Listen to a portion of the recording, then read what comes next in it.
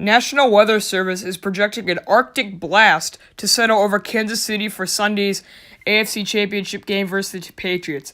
Temperatures at kickoff could range from 10 degrees to well below zero, making it the coldest game in Arrowhead Stadium history.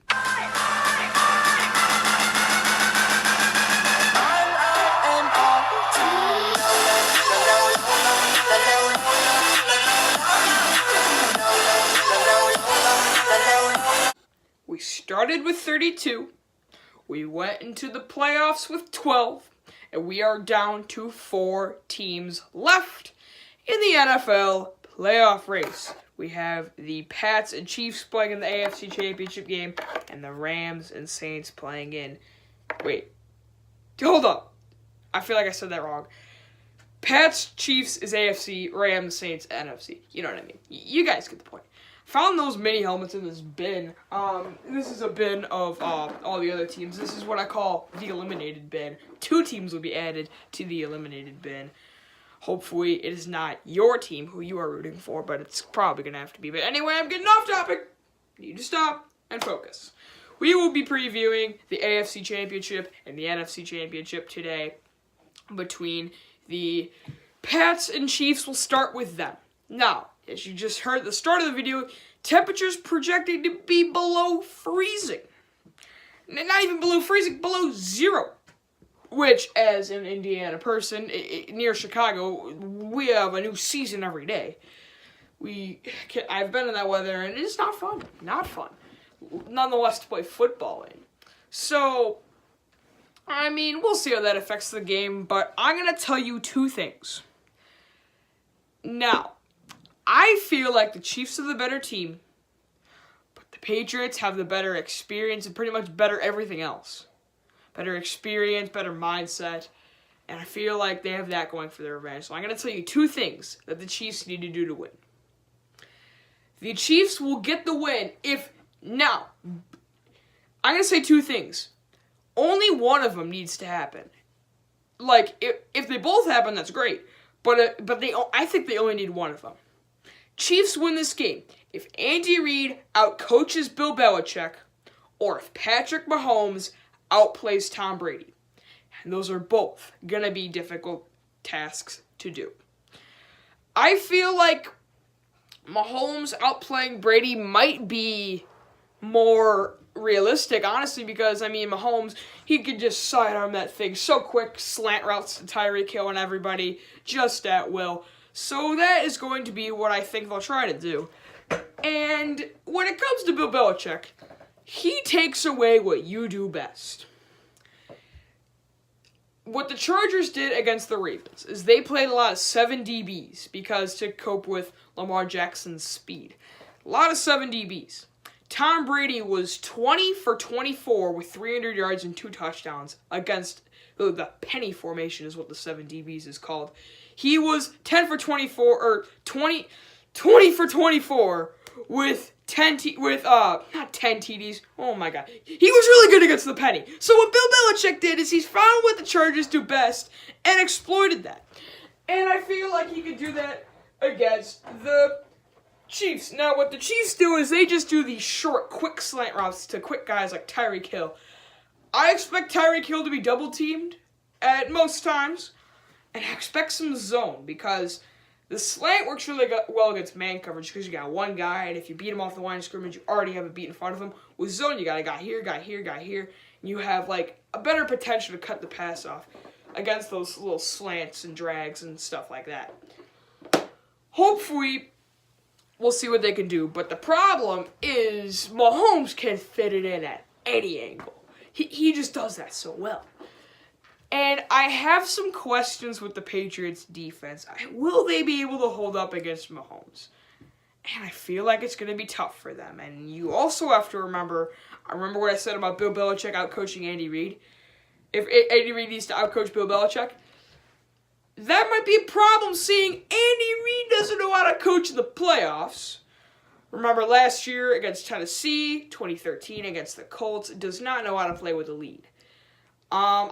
I was worried when they were up 24-7 at halftime to the Colts, but they did end up squeaking that win out. And I feel like the Patriots have come back before. They've come back against the Falcons in the Super Bowl. So will that play a factor? We'll have to see. The cold weather shouldn't be a problem for the Pats. They play in cold Foxborough all the time. So there shouldn't be a problem there. But I feel like if I were a betting man, I would have to go with the Patriots if I'm a betting man. I feel like I'd go with the Pats because while the Chiefs have the better talent, they have the better coaching, atmosphere, just experience, all this stuff that I feel like can line in their favor. And they have the ability to just take away what you do best. And we'll see if that ends up becoming a factor. But the Chiefs have the guys where even if they try to take away what you do best, they can still exploit it. Coming down with a little bit of a cough, acting like Duke against Syracuse here. But my final score prediction is going to be Chiefs 45, Pats 42. I say the Chiefs nail a game-winning field goal. Because this isn't your father's Chiefs. This isn't the Alex Smith Chiefs where they didn't know how to play with the lead. Mahomes can put it on at any time. He's been very good at home.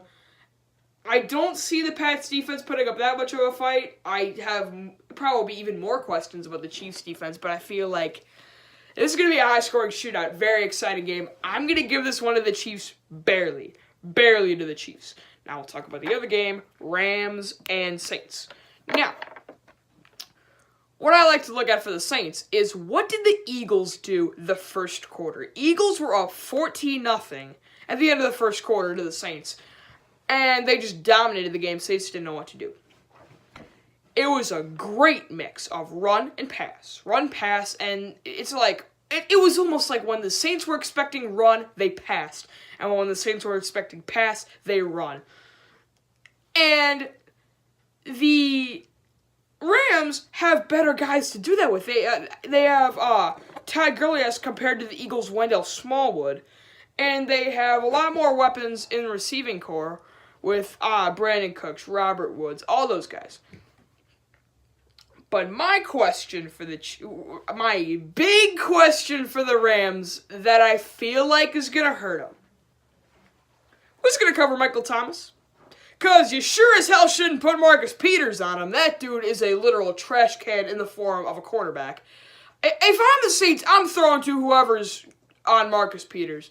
Every single time, I'm throwing to whoever's on Marcus Peters. Honestly. That dude is awful.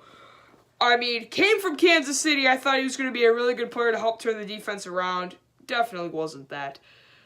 So, I feel like that's going to be bad because the Eagles had a banged-up corner section, but they still had good guys like Trayvon LeBlanc. And Michael Thomas went for, I think it was 13 catches, 170-some yards, and a touchdown. It's going to be really tough for the Rams to contain him. It's going to be very tough. But we'll have to see. Maybe they'll put a guy like LaMarcus Joyner on him or something. I don't know. They might have to try some different things. But we'll have to see.